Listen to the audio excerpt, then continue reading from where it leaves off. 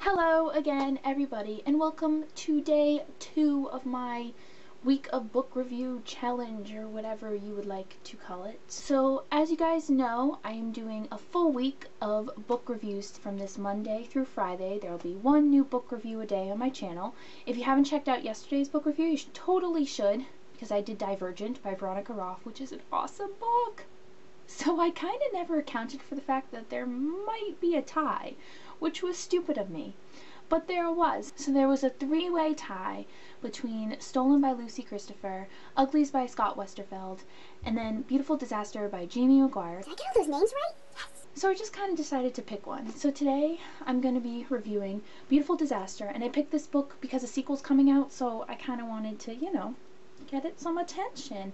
But if you guys really want, I will review the other two books sometime eventually. But today it is Beautiful Disaster by Jamie McGuire. So in Beautiful Disaster we meet Abby, who is your new college freshman. She is just trying to find herself and find a place for her in college.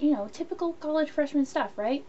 Well, it's never as easy as it seems, because this book kind of details her relationship with Travis, who is, the college's typical bad boy, playboy, whatever you want to call him. That's just who he is. And this book kind of takes us through their journey when their paths meet. And it's kind of interesting to see that relationship blossom, because you get the sense that their relationship is a beautiful disaster. See what I did there? Ha ha ha. I actually really enjoyed the plot of the story. The novel comes across as a very, good girl meets bad boy kind of love story. But it's never as simple as it seems. Abby's kind of hiding this very dark, very, interesting past that she's trying to, hide from everyone else. And when it finally comes out, it's a really unique and creative kind of backstory for her that I actually really enjoyed. I think it kind of brought this book to a whole new level. When you read this book, my advice to you will be to try not to hate the book because the characters are insane. Abby can be very naive, and she can be a little too supportive of the fact that Travis is a very violent person. He solves all his problems with his fists. He's always yelling, he's always drunk, he's always cursing, he's, a playboy, and he's very, he comes across as a not good person. But you have to realize that's what defines their relationship as a beautiful disaster. He's bad, but there's good in him, and Abby brings out that good in him.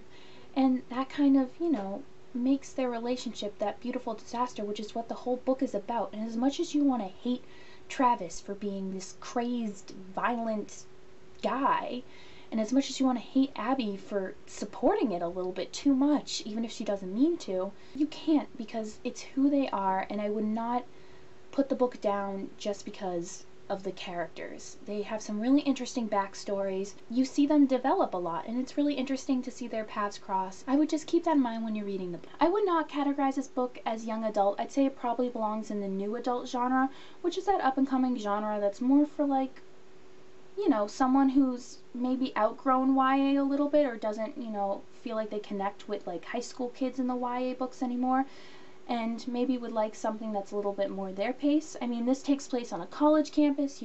These kids are dealing with a lot more mature issues at hand. There's a lot more language, a little bit more content. I mean, just fair warning in case, that's not really your style. But I actually enjoyed reading it. I mean, as a college student myself, sometimes I find when I'm reading a YA book that takes place in high school, it's a little hard for me to relate because I've already been there, done that.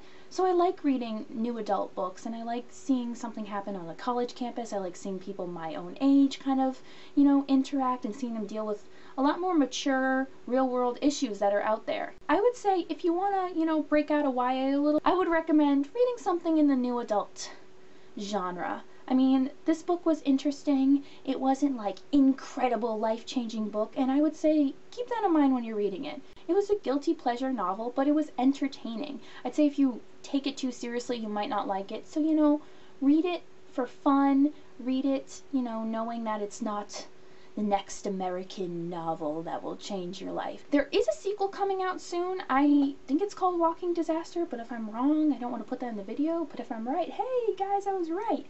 Since this book is all from Abby's point of view. The next novel will be from Travis's point of view, which I'm really excited to see. There are points in this book where Abby and Travis are, you know, like not in the same scene. We always see Abby's point of view, but it'll be nice to see Travis's point of view when Abby's not around. So that's what I'm really looking forward to. So that's kind of why I wanted to do this review, to let you know that it's an entertaining book that you might enjoy if you're looking for a new adult romance guilty pleasure novel that is actually enjoyable. And that is my advice for you. So keep that in mind when you're at the bookstore next, and keep in mind that the sequel's coming out, so you might want to read this and then get the sequel. So yeah, that's about it. Thank you guys so much for watching. I hope you enjoyed this review. Please leave me a comment. Let me know what you thought about this book. This is a really interesting book I would love to talk to you guys about. I will be back with another review tomorrow. So thank you guys for watching, and I will see you soon. Bye!